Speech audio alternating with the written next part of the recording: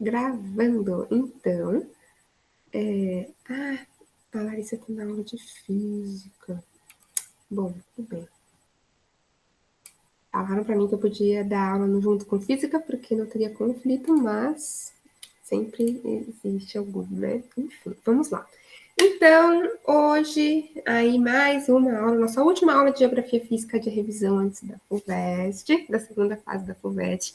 A gente tem vindo corrigindo alguns exercícios e hoje a gente, a pedido da Yasmin, vamos relembrar um pouquinho hidrografia. Beleza? Então, lá na nossa aula de hidrografia, a gente viu, vou passar rapidinho, a gente viu a questão do ciclo da água, né? Que a água está em todo lugar aí no nosso planeta, na atmosfera, nos solos, nas rochas. Vimos sobre os reservatórios naturais de água e os aquíferos, as águas subterrâneas. Mas, para a gente falar um pouco mais sobre hidrografia em si, vamos lembrar os sistemas fluviais, porque a gente lembra bacias hidrográficas e isso costuma ser bastante importante. Mas se vocês quiserem que a gente volte em algum ponto específico, vocês escolhem. Peraí, que minha tela desligou aqui.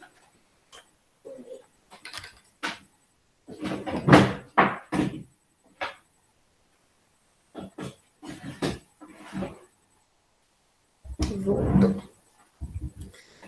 Beleza. Então, sistemas fluviais, que são os rios, né? A gente tem os 3 tipos de rios aí, rios efêmeros, intermitentes e perenes, que isso quer dizer com a quantidade de água nos rios ao longo do ano. Os perenes são os rios que as águas correm o ano todo, os intermitentes têm água só nas estações mais úmidas, e os efêmeros só têm água quando chove, né? Eles são efêmeros mesmo. Então, os rios são o que compõe aí os sistemas fluviais. Falamos lá de nascentes e foz dos rios, então a gente tem um ponto onde o rio brota, digamos assim, onde as águas começam a aparecer, e aí a gente vai ter o final do rio. Então, o ponto inicial, o ponto final, a nascente e a foz dos rios, né? As fozes, a foz dos rios a gente tem em diferentes formatos. Quando o rio deságua no oceano, ele pode desaguar direto num estuário ou num delta, que é quando aonde o rio chega é tão plano que ele não segue uma corrente, ele se espalha. E no que ele se espalha, ele se abre como um grande triângulo. O delta tem formato de triângulo, né? Então, eles se espalham. O delta é a letra grega, mesmo que a gente vê lá na matemática também, tem esse formato de triângulo. E aí ele se espalha. Isso acontece quando a gente tem uma área muito plana, uma planície, né? Muito extensa. E aí, em vez do rio chegar de uma vez no oceano, antes de chegar, ele tem espaço suficiente para ele se espalhar por aí. Então, ele se espalha. É assim que se formam os deltas. Qual é a relação dos rios com os aquíferos? Os rios eles podem recarregar os aquíferos, conforme ele vai passando, a água dele vai infiltrando ali nas rochas sedimentares e enchendo os aquíferos de volta. Ou eles também podem ser recarregados pelos aquíferos, né? O aquífero já está bem ali em cima e é o que acontece com as nascentes, né? A gente tem um aquífero aflorando, a água ali dentro da rocha, dentro do solo, ela chega perto da superfície e começa a sair para fora, minar, e aí a gente tem uma nascente ou uma mina, e a gente tem o rio começando a correr a partir dali, né? Essa é uma das formas do rio nascer. Aqui alguns exemplos que a gente viu de foz, né? De ponto final dos rios. Aqui a foz do rio São Francisco, que é na forma de estuário, ele chega de uma vez aqui.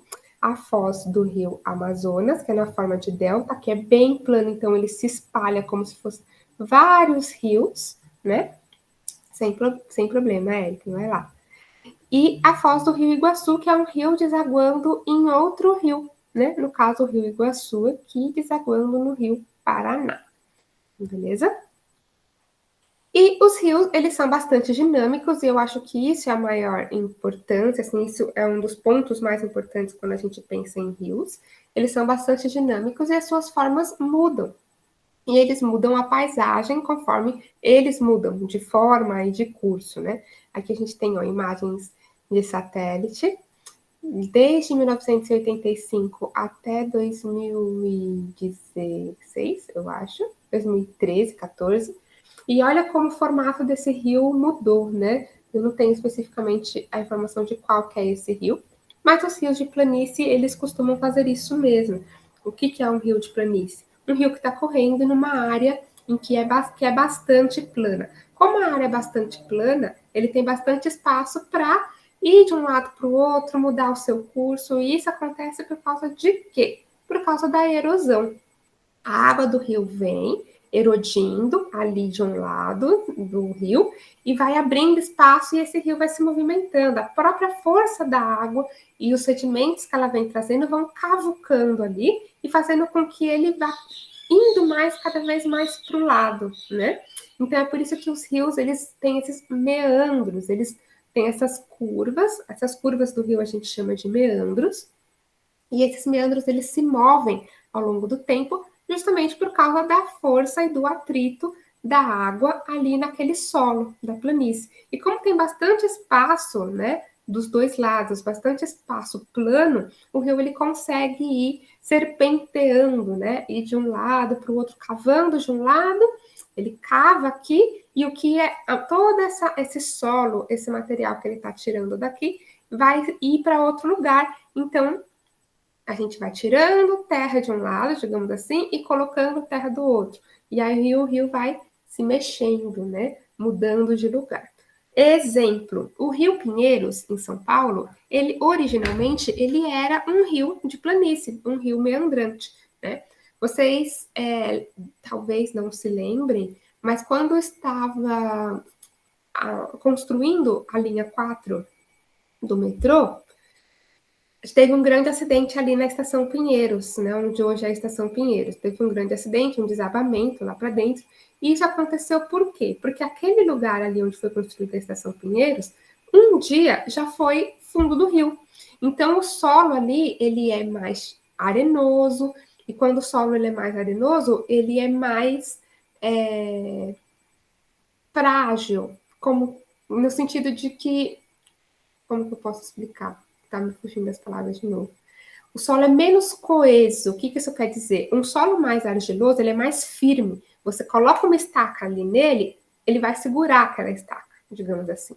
Um solo mais cheio de areia, não. A areia ela é mais maleável, porque ela tem grãos maiores, né? Então, já ouviram aquela expressão firme que nem prego na areia? Você bate um prego na areia e ele não vai ficar firme, né? Ele vai cair, ele vai ser fácil de ser tirado, justamente porque a areia ela é mais maleável assim, né? Então, e a gente tem o rio trazendo sedimentos, erodindo, batendo na rocha, quebrando ela, a gente vai ter bastante areia sempre em fundo de rio, em geral, tá? Não é uma regra, mas em geral a gente tem bastante areia, né? E as planícies, elas são formadas ali, a parte de cima delas, geralmente por esse solo mais grosso, essa areia mais grossa mesmo, tá? Então, o lance do acidente tem a ver com o tipo de solo que tem ali. E o tipo de solo é assim, mais arenoso, porque ali já foi fundo de rio, beleza? Então, só para exemplificar.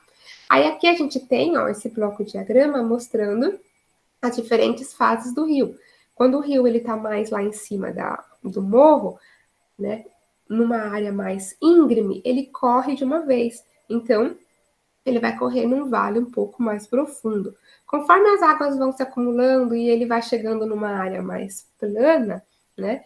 Ele vai tendo, então, vai ficando cada vez mais largo e as suas margens cada vez mais planas mesmo, porque a própria ação da água e a quantidade de água que tem aqui embaixo, comparado com aqui em cima, vai fazer com que aquilo vá ficando cada vez mais plano mesmo, certo? Faz sentido isso para vocês? Aqui em cima tem menos água do que aqui embaixo? Porque aqui a gente tem um riozinho só trazendo água, enquanto aqui embaixo a gente já somou todos esses outros rios que estão aqui antes, né? Então, essa é a graça da bacia hidrográfica, digamos assim. A bacia hidrográfica, ela tem essa carinha. A gente tem lá nas partes mais altas os rios que vão nascendo. E aí eles vão se juntando, se juntando, se juntando, até chegar num riozão lá embaixo. e geralmente numa planície, porque a gente tem mais água, deixando aquilo tudo ali cada vez mais plano, beleza? Aqui, né, só para mostrar as partes dos rios, a gente tem as nascentes, e o que a gente chama de afluente? Afluente é o que a gente também costuma chamar de braço do rio, né? Ou seja, a gente tem um rio que vem e deságua num rio maior. Então, esse rio menor que desaguou, ele é um afluente desse rio maior. Que nem aqui a gente viu o rio Iguaçu, lá no Paraná, ele vem e deságua no rio Paraná. Então, esse daqui é o Rio Paraná, mais largo, e esse é o Rio Iguaçu. As águas do Rio Iguaçu vão vir em algum momento desaguar aqui e começar a fazer parte do Rio Paraná. Isso significa que o Rio Iguaçu é um afluente do Rio Paraná. Beleza? Assim como o Rio Negro e o Rio Solimões, da questão que a gente viu ontem, cadê aqui? O Rio Negro e o Rio Solimões, deixa eu aumentar o mapinha. Rio Solimões e o Rio Negro são afluentes do Rio Amazonas, né? São as águas dos dois que se juntam para formar o Rio Amazonas. Os dois desaguam no Rio Amazonas. Então, eles são afluentes do Rio Amazonas, beleza? Então, o que é afluente? O curso do rio é justamente esse caminho que o rio faz. E aqui, né, a cachoeira nada mais é do que um rio caindo, ele tá vindo e aí tem um desnível, como se fosse um degrau, e ele cai. Isso é uma cachoeira, basicamente isso. E a confluência é esse encontro dos rios, né? Então, quando a gente fala o encontro dos rios, o Rio Negro e o Rio Solimões, Manaus está ali no encontro dos rios, Manaus está na confluência dos rios, né? Os dois rios se juntando ali, a gente tem uma confluência, beleza?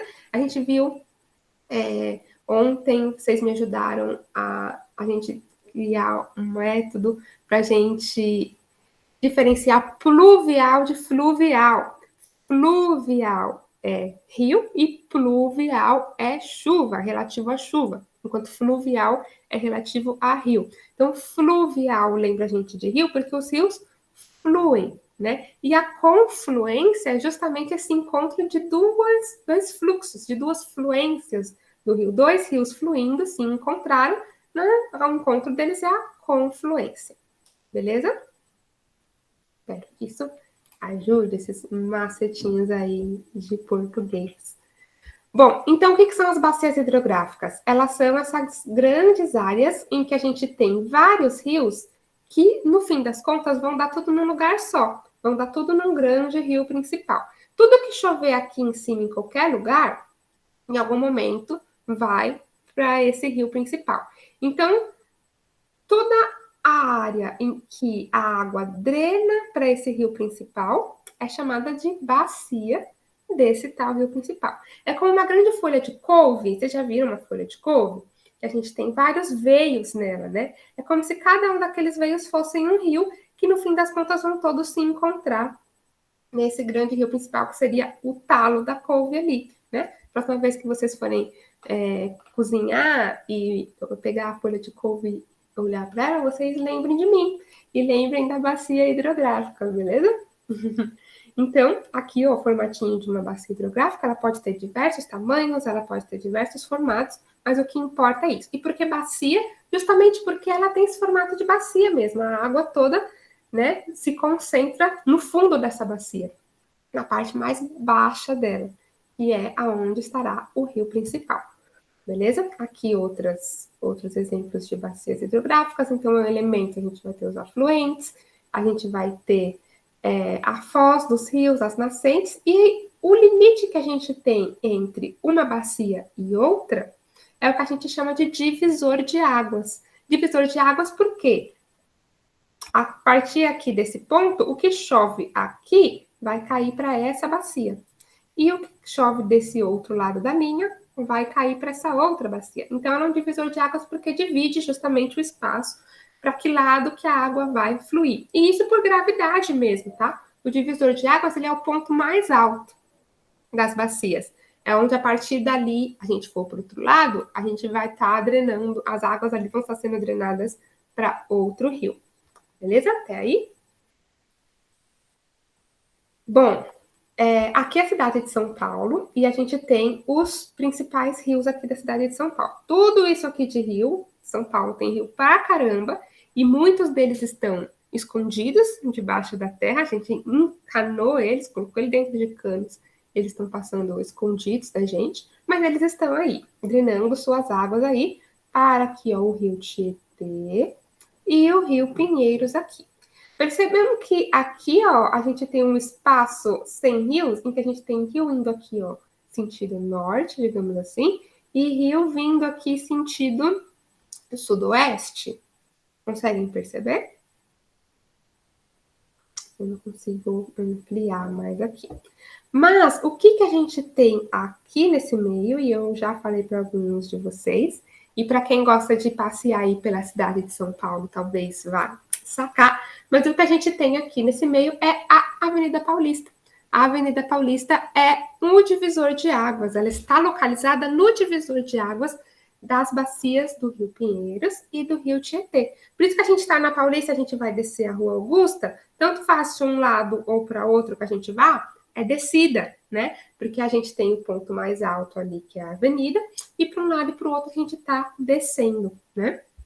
Então, é localizada no divisor de águas. Eu gosto de dar esse exemplo porque muita gente já passou por ali e é um ponto muito legal da gente observar na paisagem, né? No nosso aí, a nossa volta, isso que a gente está vendo aqui na teoria, beleza?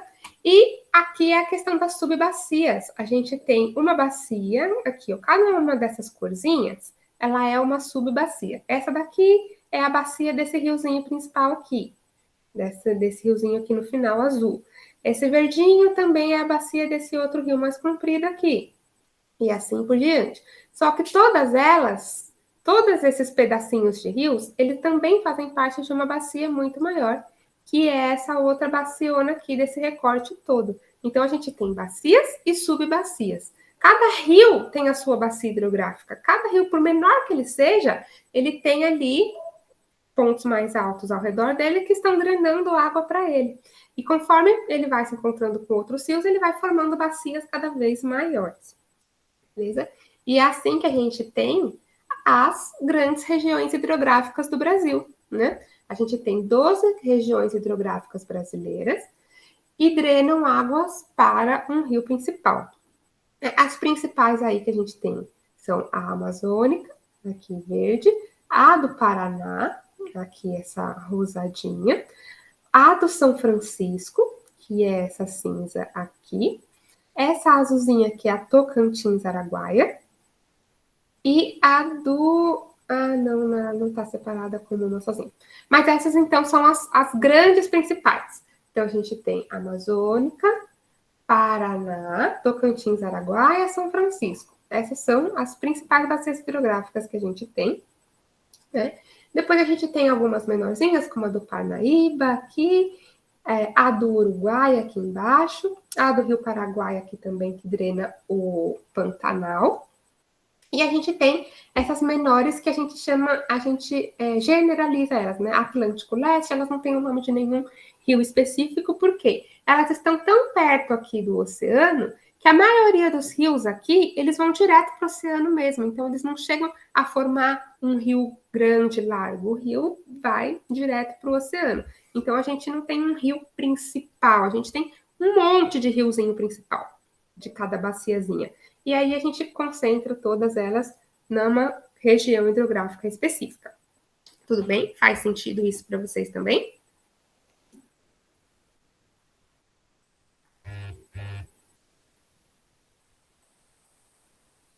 Bom, vou considerar que faz. Bom, beleza. E aí, o Brasil é um país muito rico em água, como a gente já sabe, dividido em diferentes bacias hidrográficas. Bom, então, vimos aí bacias hidrográficas, e eu não vou entrar agora especificamente em cada bacia, a não ser que vocês queiram, né? Então, a Yasmin, né, que tinha pedido para a gente ver um pouquinho de bacias hidrográficas, sobre hidrografia, isso ajuda ou você quer ver algo mais especificamente?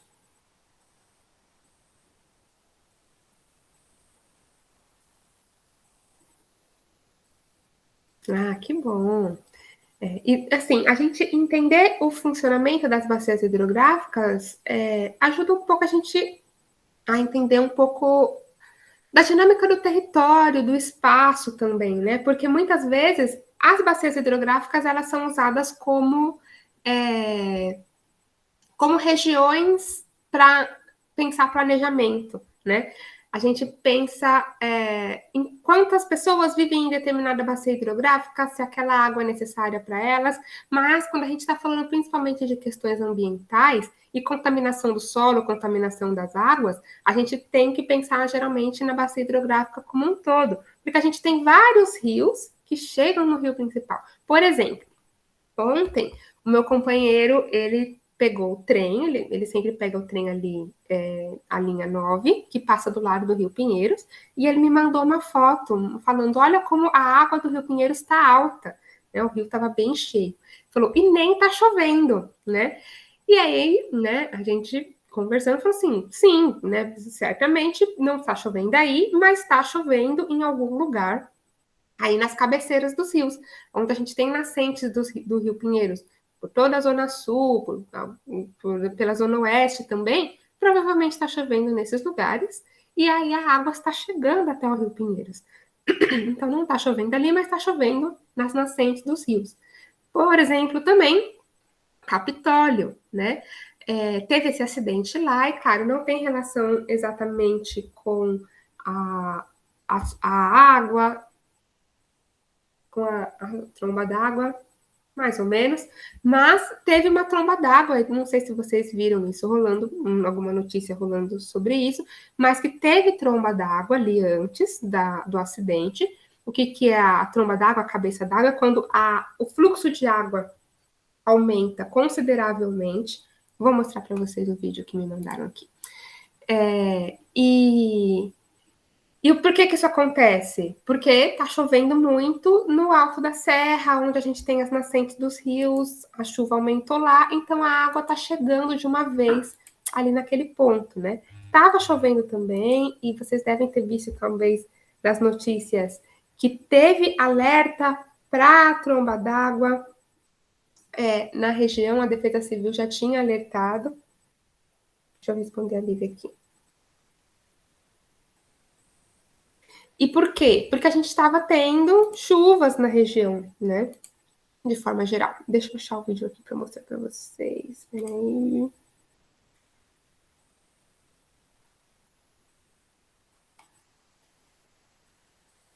Tanta coisa que chega no WhatsApp.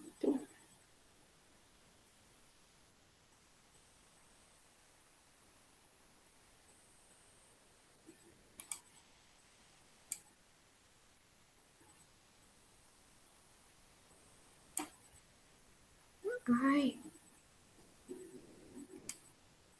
Deixa eu por aqui.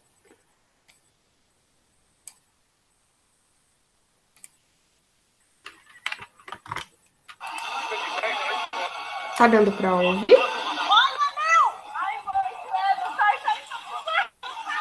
Vocês viram como aumentou a quantidade de água aqui na cachoeira? Do começo do vídeo para agora? Ó.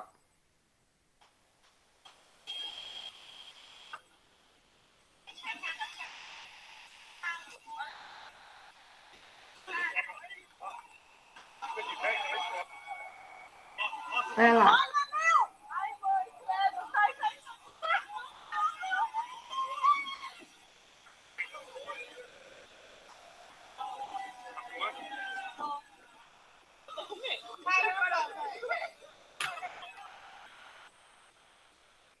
Enfim, o vídeo vai embora mostrando aí essa. E depois o fluxo de água diminui de volta, né?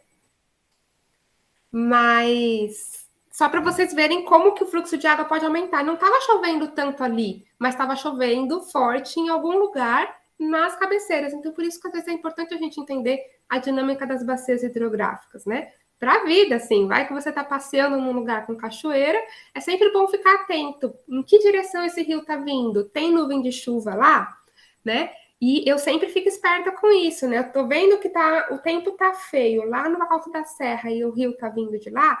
já fique esperto, porque pode ser que, de repente, o fluxo de água aumente, isso é muito comum, tá? É natural, a dinâmica natural dos rios, beleza? Isso não teve especificamente nada a ver com o acidente, mas valeu, o vídeo foi interessante para a gente, né, pensar a dinâmica dos rios aí. Mas eu adoro cachoeira, mas eu também tenho medo delas. Aqui, no amor com respeito, assim, que nem o mar, né? Assim, adoro praia, adoro mar, mas com todo respeito, porque eu sei que pode ser bastante perigoso, né? Ficar ali. Beleza, gente? Então, acho que matamos a hidrografia. Tem mais alguma coisa que vocês... Alguma dúvida que ficou?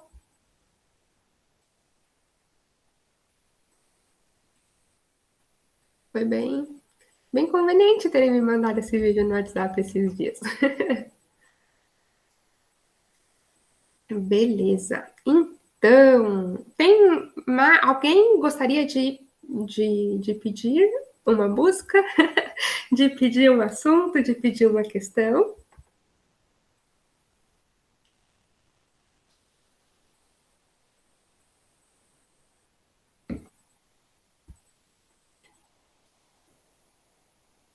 Bom, se ninguém tiver nada a questionar ou nenhuma opinião, fala qual dúvida, Adriana?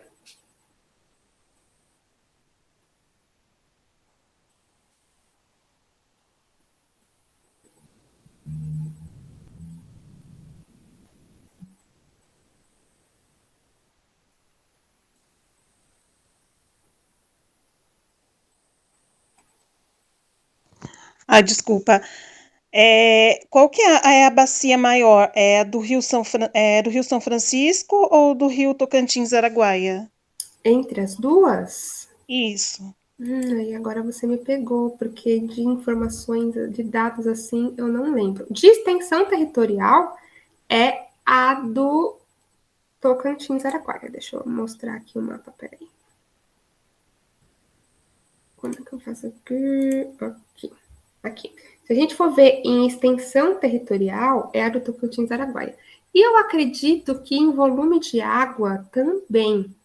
Eu só não não te garanto isso com certeza, tá? Mas vejam, né, o tamanho. Às vezes, nem sempre a extensão territorial de uma bacia hidrográfica, o tamanho dela no mapa, digamos assim, remete ao volume de água dela, assim, porque a gente, para avaliar uma bacia hidrográfica, a gente pode avaliar por diversos pontos de vista. Pelo tamanho dela em território, pela quantidade de águas, a vazão e o volume de águas, ou pela quantidade de rios, ou pela quantidade de pessoas que são abastecidas por aquela bacia. Então, tem diversos critérios para a gente avaliar. Mas se a gente for pensar em território e em quantidade de águas, a Tocantins-Araguaia provavelmente é maior, sim, do que a do São Francisco. Tanto porque a bacia do Rio São Francisco, ela atravessa o semiárido brasileiro, né? Não é à toa que tem as obras de transposição do Rio São Francisco para poder,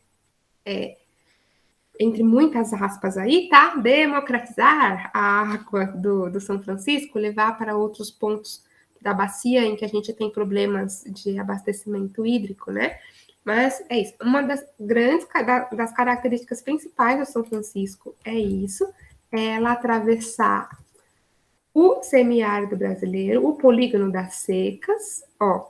Tanto é que o Rio São Francisco ele só é navegável entre Minas e Bahia, aqui, né?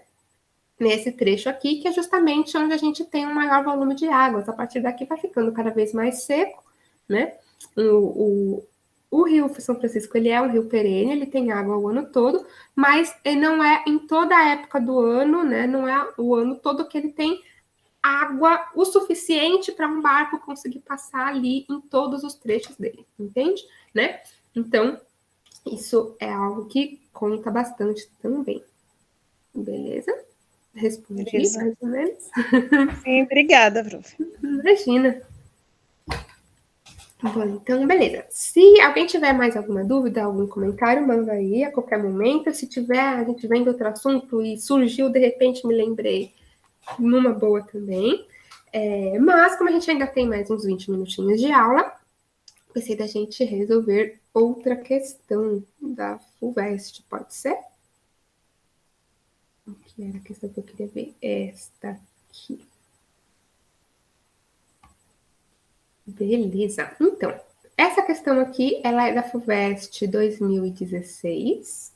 Se tiver alguma em específico que vocês queiram ver, vocês me falam também, beleza? Mas, se não, vamos ver esta aqui. Ih, o que eu fiz? F11 na tela errada. Peraí. Prontinho. Beleza. Então, a gente tem essa questão aqui. Vamos ler toda ela, como eu sempre falo. A gente lê a questão até o fim e tenta resolver, pode ser? Então, vamos lá. Questão 6 da prova da FUVEST de 2016. Bom, o extrato entre a crosta e a atmosfera, onde ocorre vida no planeta Terra, caracteriza-se por apresentar trocas de matéria e energia, o que influi na distribuição de biomassa e biodiversidade no planeta. Os fenômenos de radiação solar, no caso aqui ele está chamando de R, e precipitação, que ele está chamando de P, estão diretamente correlacionados com a distribuição da biomassa e da biodiversidade e variam, em grande medida, latitudinalmente. Lembram latitude? De norte a sul do planeta, né? Latitude, a gente lembra do cachorro latindo, então, de norte a sul do planeta. Diferente de altitude, que é a altura com relação ao nível do mar. Beleza? Beleza. De modo geral, quanto mais quente e mais úmida for uma região, maiores serão a biomassa e a biodiversidade das espécies. Por outro lado, quanto mais fria e mais seca for a região, menores serão tanto a biomassa quanto a biodiversidade das espécies. Beleza, né? Tá explicando aí o vice-versa. Tá, vamos pensar um pouquinho no texto. Ele está falando do extrato entre a crosta e a atmosfera. O que é a crosta? O chão que a gente pisa. E a atmosfera aí é o ar que a gente respira. Então, o que a gente tem ali entre o chão e o céu é onde tem a vida. Faz sentido, né? É justamente isso. A gente vive nesse espaço entre a crosta e o céu, entre a crosta e a atmosfera. Então, é onde ocorre a vida no planeta, beleza? Caracteriza-se por apresentar trocas de matéria e energia, né? Trocas de matéria e energia aí entre os seres vivos, o que influi na distribuição de biomassa e biodiversidade. E aí depois ele fala lá que a gente tem radiação e precipitação relacionados a essa distribuição e que ele está dizendo que isso muda conforme a gente vai mais para norte ou mais para sul, né? Ele está falando que estão diretamente correlacionadas e variam, em grande medida, latitudinalmente, ou seja, ele está afirmando que conforme a gente vai mais, a gente se afasta da linha do Equador, né? Quando a gente está falando de latitude, a gente está falando da distância a partir da linha do Equador. Então, conforme a gente se afasta da linha do Equador, a quantidade de vida e as características da vida mudam, assim como a radiação e a precipitação. Beleza? Até aí tudo bem? Entenderam o mesmo que eu? Caso vocês tenham entendido algo diferente, me digam, beleza? Bom, de modo geral, quanto mais quente e mais úmida for uma região, maior de biodiversidade. Então, ele está falando que calor e umidade são bons para a vida. Concordam que é isso que ele está querendo dizer? Quanto mais quente e mais úmida, maior a biomassa e a biodiversidade. Então, mais vida, né? E quando a gente tem mais frio e o ar mais seco, ou seja, né, quanto mais fria e mais seca for a região, menos vida, digamos assim, menores serão tanto a biomassa quanto a biodiversidade. Beleza? Beleza. Se dúvidas, comentários, mandem aí, ou chamem, como vocês preferirem. Então, vamos lá. Perguntas. A. Com base nas informações fornecidas e em seus conhecimentos, represente no gráfico da página de respostas, este gráfico aqui, a localização do extremo com maior biomassa e biodiversidade e dois extremos com menor biomassa e biodiversidade. Para a representação, utilize a legenda indicada. Então, vamos lá. Vamos ver qual é o gráfico que tem lá na página de respostas. Então, a gente tem aqui o gráfico mostrando a linha reta como R, que ele disse lá no texto que é radiação, e o tracejadinho, pontilhado, o P, que ele disse lá no texto que é precipitação, beleza? Lembram? Precipitação, tudo aquilo que cai. Então, a gente tem chuva, principalmente, mas também pode ser neve, granizo, enfim. Mas principalmente chuva. Geralmente, quando a gente está falando de precipitação, e até falamos ontem, né? Precipitação e pluvial, os dois com a letra P, se referem a chuva. Beleza? Beleza. Bom, e aí ele está mostrando aqui no gráfico. A gente tem aqui a quantidade de radiação de um lado, a quantidade de precipitação do outro. E aqui a latitude, 0 graus é a linha do Equador, né? E 90 graus são os polos. Lembram? De 0 a 90 graus, cada hemisfério. 90 graus é o máximo, então é onde estão os polos, é a latitude dos polos, beleza? E aí ele está mostrando que na linha do Equador a gente tem mais radiação e mais precipitação, né? É isso que o gráfico está mostrando. Os pontos mais altos aqui da curva são aqui na linha do Equador. E os pontos mais baixos dessas curvas são nos polos, onde a gente tem menos precipitação e menos radiação, beleza? E o que o texto ele diz lá sobre lugares que a gente tem mais radiação e mais precipitação? Quando a gente está falando de radiação solar, o que a gente está falando também? De calor, concordam? Se a gente tem mais radiação solar, a gente tem o sol batendo com mais força ali, a gente tem mais calor. Concordam comigo com isso, né? Imagino que sim, porque ninguém gosta do sol rachando na cabeça num calor de 30 graus, 40 graus, enfim, eu mesma não gosto. Eu acho que ninguém gosta. E precipitação é a maior quantidade de chuvas. Então, se a gente tem mais chuvas, a gente tem mais umidade, né? E aí ele está falando que quanto mais quente, mais úmida, maior serão a biomassa e biodiversidade. Então, mais quantidade de vida. E o que a pergunta está pedindo? Para a gente colocar lá no gráfico a localização do extremo com maior biomassa e biodiversidade. Se ele está falando que onde a gente tem mais calor e umidade, a gente tem mais biomassa e biodiversidade, onde é que a gente tem mais calor e umidade aqui neste gráfico? Aqui nesse ponto, né, da linha do Equador. Então, e aí ele está pedindo para a gente representar, né, ali, com base nas informações fornecidas e nos seus conhecimentos, tal, represente no gráfico. Para a representação, utilize a legenda indicada, a legenda do gráfico. Então, ele está pedindo para a gente fazer um círculo em linha reta, onde a gente tem mais biomassa e biodiversidade. E tracejadinho, onde a gente tem menos biomassa e biodiversidade. Onde que a gente tem mais biomassa e biodiversidade? Onde a gente tem mais calor e umidade. E aonde que é isso aqui no gráfico?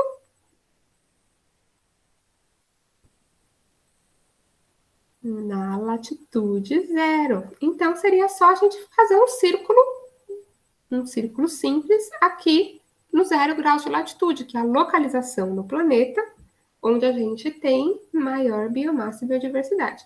E aí ele pede 2 extremos com menor biomassa e biodiversidade. A localização de 2 extremos com menor biomassa e biodiversidade. Onde a gente tem menos calor e menos umidade. É mais seco e mais frio nesse gráfico, né? Onde a gente tem as quantidades menores aqui. Então, seria só fazer um círculo tracejado aqui em torno dos 90 graus, do menos 90, sul, e do 90 positivo aqui, que é hemisfério norte. Então, é isso. A resposta para essa pergunta seria isso. Um círculo tracejado nos 90, um círculo retinho aqui, normal, no 0. Beleza? Concordam? Fácil essa, não foi? A resposta está no texto e é só uma questão de interpretação do gráfico, não é? Nem precisava manjar nada de geografia. Claro, precisava lembrar o que significa latitude, talvez, lembrar o que significa precipitação, lembrar alguns termos, que é aquilo, por isso que eu sempre falo para vocês, anotando os conceitos, né, o significado das palavras, E é só lembrar isso, só ser um pouquinho bom de português aí, que vocês responderam essa questão de geografia. Beleza, então vamos para B. Indique outro fator, além da radiação solar e da precipitação, que pode afetar a distribuição de biomassa e de biodiversidade no planeta. Explique apontando 2 exemplos. Então a questão já está falando que calor e umidade é bom para a gente ter mais biomassa e biodiversidade. Mas o que mais que poderia influenciar aí na quantidade de vida no planeta? O que mais na paisagem, na dinâmica do globo terrestre? O que vocês conseguem se lembrar a respeito disso? Vamos fazer esse exercício mental.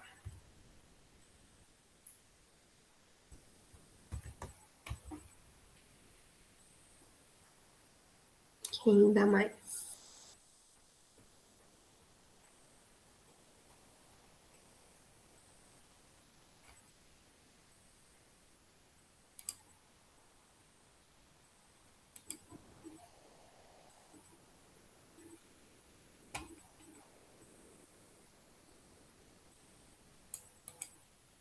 Ninguém tem nenhuma ideiazinha.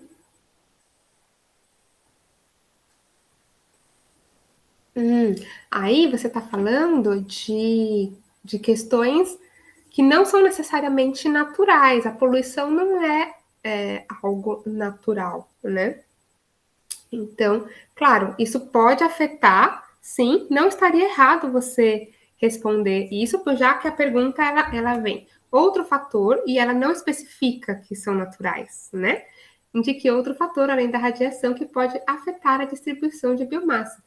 Quando a gente vê afetar, a gente pensa naturalmente, né? Acho que a primeira coisa que a gente pensa são afetar de atrapalhar, né? Nesse sentido de atrapalhar. Mas ela pode estar querendo dizer isso, como também pode estar querendo dizer coisas que influenciam mesmo, né? Que afetam no sentido de influenciar na quantidade de vida. Claro, você poderia responder poluição, queimada, são fatores, mas aí, na hora de explicar, apontando exemplos, como que você explicaria? Né? Dá para fazer isso sem problemas. Dá para explicar dizendo que a poluição, ela é, só que aí a gente teria que deixar claro que é um fator antrópico, né? De origem antrópica, ou seja, origem nas ações humanas, e explicar como que ela afeta a quantidade de biomassa e de biodiversidade. O desmatamento da Amazônia afeta pra caramba a biodiversidade. As queimadas na Amazônia afetam pra caramba a biodiversidade naquele bioma, né? Então, beleza, Eric, acho que é um bom caminho aí para responder. Eu, inicialmente, estava pensando em coisas de influência, mas não está errado dizer muito bom, porque a questão não está especificando que sejam fatores naturais, né? Olha aí, você me pegou e acertou. Acho que não tinha como dizer que você está errado. Adriana, a vegetação. A vegetação, sim, mas a vegetação, ela é esse tal fator de biomassa e de biodiversidade que ele está dizendo. Então, na verdade, o que a pergunta ela tá pedindo é o que pode afetar a distribuição da vegetação, né? Então, o que pode fazer com que em determinados lugares haja um tipo de vegetação e não outro, né? Além de sol e chuva, entendeu? Então, não sei como você responderia que a vegetação é um fator, porque na verdade a vegetação é o elemento que esse fator, entendeu? Quer dizer, o clima.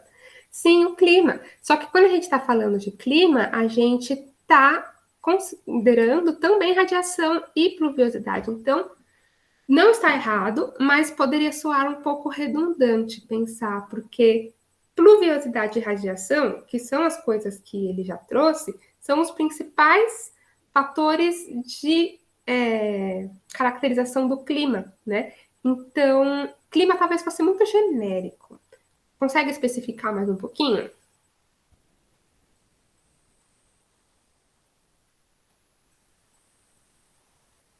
Tem outras coisas que influenciam o clima, que não são radiação e pluviosidade, tipo assim, está dentro da categoria clima, que poderiam servir como resposta para essa pergunta. Outros fatores do clima. Lembram?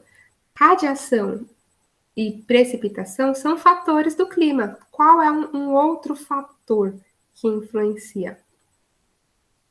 Efeito estufa. Efeito estufa é algo natural aí da nossa atmosfera, mas o efeito estufa também é bastante genérico, eu acho, Eric, porque o efeito estufa é algo que afeta o planeta em escala global e não lugares especificamente. Quando a gente viu lá no gráfico, ele está mostrando em específico latitudes, locais, mas como que locais mais próximos da linha do Equador são diferentes de locais mais próximos dos polos. Então, ele está mostrando especificamente locais. Quando a gente fala em efeito estufa, ele tem um efeito generalizado em todo o planeta. Então, ele não vai fazer com que o efeito estufa ele não é diferente num ponto do planeta do que em outro, entende? Ele é igual em todo lugar. Faz sentido isso para você? Isso que eu disse, dele ser genérico e o efeito estufa ele tem o mesmo efeito, o efeito estufa tem o mesmo efeito, mas você entendeu? Em todo, no planeta como um todo, né? Então vamos lá, o que a gente poderia pensar? Então, pensando lá na linha do clima, a altitude, lembram? Quanto mais alto, mais frio, e aí quanto mais alto, mais rarefeito o ar. Então a gente pode ter espécies que estão em determinadas altitudes, né, no topo de uma montanha, que são diferentes das espécies que estão lá na beira da praia, por exemplo. Então, também é um fator, concordam comigo?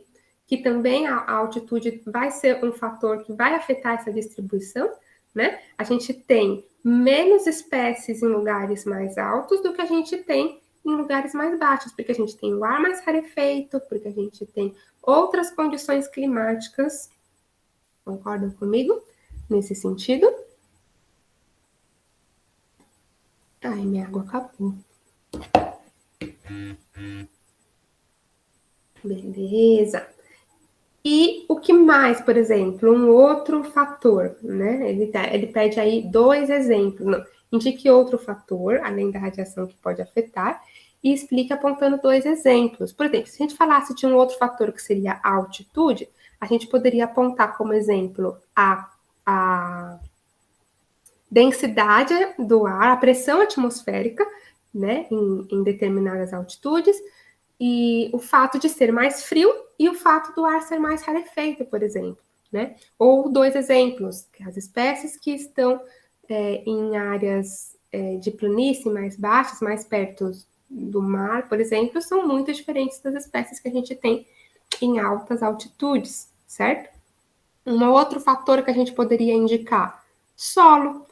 A qualidade, o tipo de solo em cada lugar também vai afetar o tipo de espécies que vivem ali, né? Por exemplo, em desertos em que a gente tem solos mais arenosos, a gente não, é claro, a precipitação influencia muito, mas de repente o tipo de vegetação que consegue subsistir naquele solo, que é mais arenoso, que é mais frágil, é muito diferente de uma vegetação que está num solo que é muito mais úmido, como um mangue, por exemplo, que tem um solo extremamente úmido e que não vai ter as mesmas espécies de lugares que tem um solo mais seco, por exemplo. A Adriana está falando das regiões. As regiões também, deixa eu pensar, regiões. É que as regiões, quando a gente fala em regiões, a gente está falando em limites que são mais determinados por nós, pelos seres humanos. A gente que classifica aquilo como uma região específica, seja usando fatores naturais ou não, né? Mas eu não vejo como que regiões poderia. Que exemplos você daria de regiões? E aí é bom para a gente fazer esse exercício também. Ela pede 2 exemplos. A gente tem que encontrar um fator que a gente consiga dar exemplos, esses 2 exemplos, né? Mais de um que a questão pede. Então, isso pode ser um critério da gente identificar se o fator que a gente levantou, ele é condizente com o que a questão está pedindo ou não. Concordam?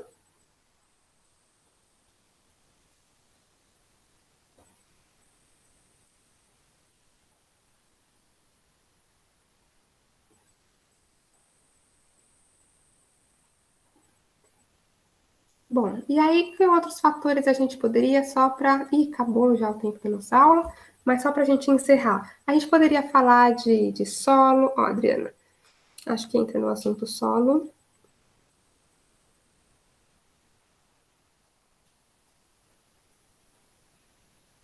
Sim, o solo e o clima são diferentes em cada região.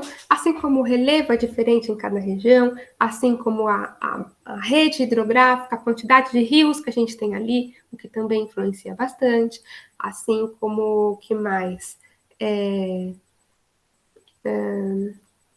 A temperatura das águas do mar também varia em cada ponto do planeta, e isso também afeta a distribuição da biodiversidade. A gente tem correntes quentes e correntes frias, e quando a gente tem correntes frias, a gente não tem tantas espécies quanto a gente tem em mares quentes, né? Mares quentes, eles acabam tendo mais corais, acabam tendo mais